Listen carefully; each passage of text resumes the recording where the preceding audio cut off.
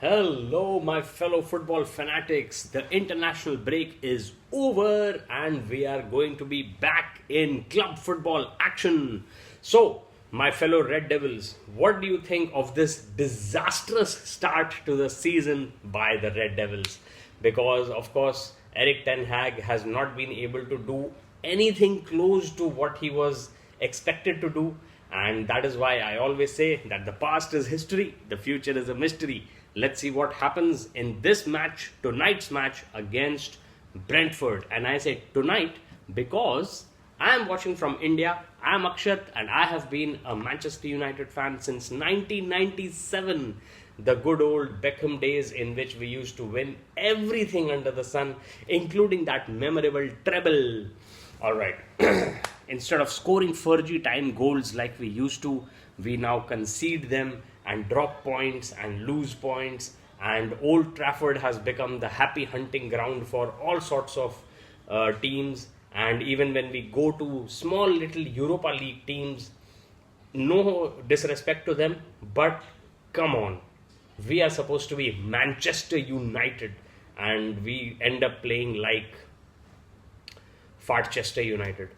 Anyway, so let's take a brief look at the history between Manchester United and Brentford.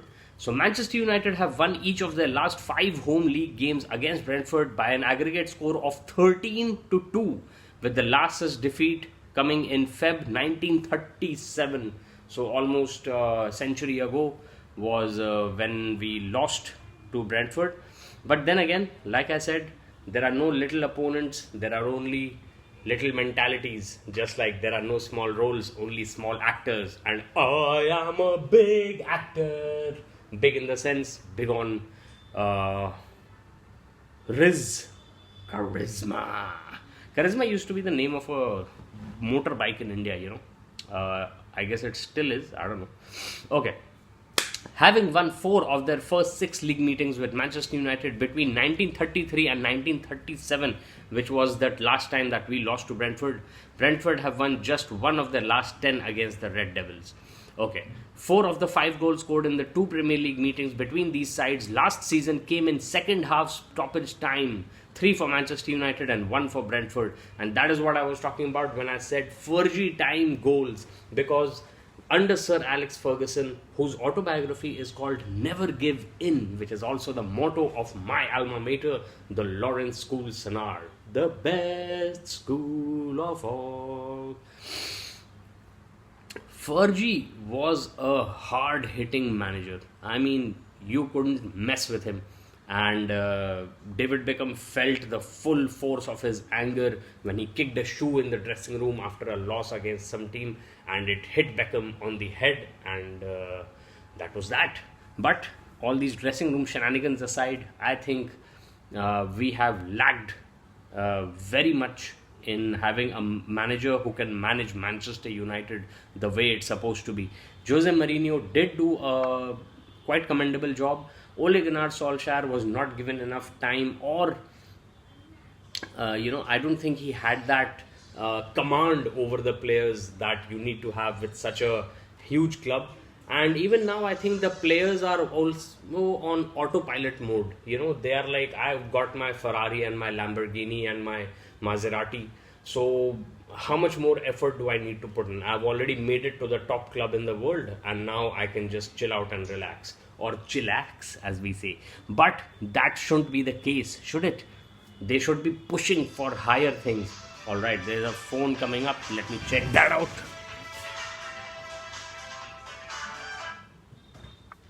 Spam, spam, spam, spam, spam. Spam. If you haven't seen Monty Python, check it out. Check out their song called Spam, and it'll give you some nice laughs. Okay, so Manchester United are yet to win convincingly in this Premier League. We did win our first game, I think, but after that it has been all downhill.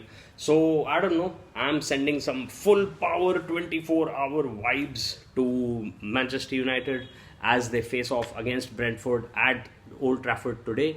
And I will be live streaming So check out my live stream then. This was just a preview and a bit of a rant, a frustration fueled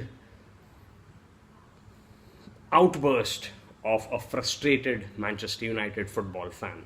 Okay, so here's hoping that we can pile on the misery for Brentford while getting some points before we start dropping into the relegation zone, because even that seems possible at this point of time.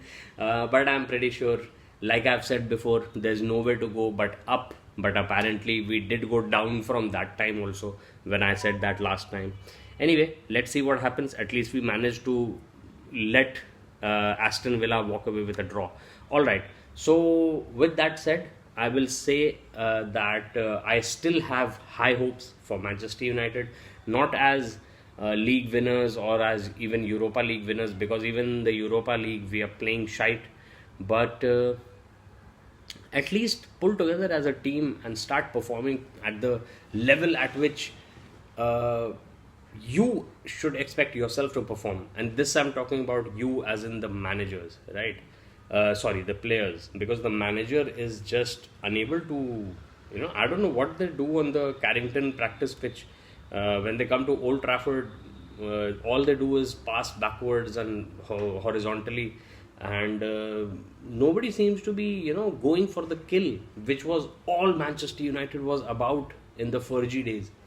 And even though Mourinho was, criticized for parking the bus or for his unpopular tactics, he got results. He did better than what Eric Ten Hag has been doing. So I don't know, and I'm not sure whether we will be able to reach those lofty heights again. But that's what being a football fan is all about, as I'm sure Stephen Fry knows, because he has been a Norwich City supporter since his football days, since his early football fascinations. So win or lose, you got to take it as it comes. There has to be lulls before the highs. And speaking of highs, Wrexham United, let's check out what their current position is. They are second in Football League One. So check out this team, which has been absolutely smashing it, ever since they were bought by Deadpool, Ryan Reynolds, and It's Always Sunny in Philadelphia, and Mythic Quest, Rob McElhenney. They have been just smashing it out of the park, and they are also playing today at the same time. They are playing against Rotherham. How do you pronounce this? Rotherham? Rotherham? I don't know. Okay. So, Manchester United, Wrexham United, and finally Odisha FC. Let's see what they are up to today. They are also playing at the same time against East Bengal, which is one of the most historied clubs in the Indian football scene. But right now, East Bengal is at the bottom of the 13-team table in the Indian Super League, while we are also not much better off. We are at 9th position. East Bengal have managed to lose all 4 of their matches, while we have won 1, drawn 1, and lost 2. So here's hoping that we can make it into the top half of the table with a win today. I'm talking about Odisha FC, of course. Manchester United have no chance whatsoever of being in the top 10 even with a win. But yeah, no, we can get into the top 10 if other results go our way. But see, that's the bad part about expecting other teams to play badly so that your position seems better. You should be playing at full power. Okay, so with that rant done, I will call it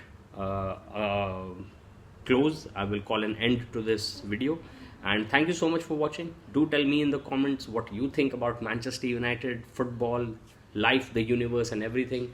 Check out my other videos in my vlog, because it's a very diverse vlog, because I share videos about my little daughter Advitya, and about space exploration, books, movies, music.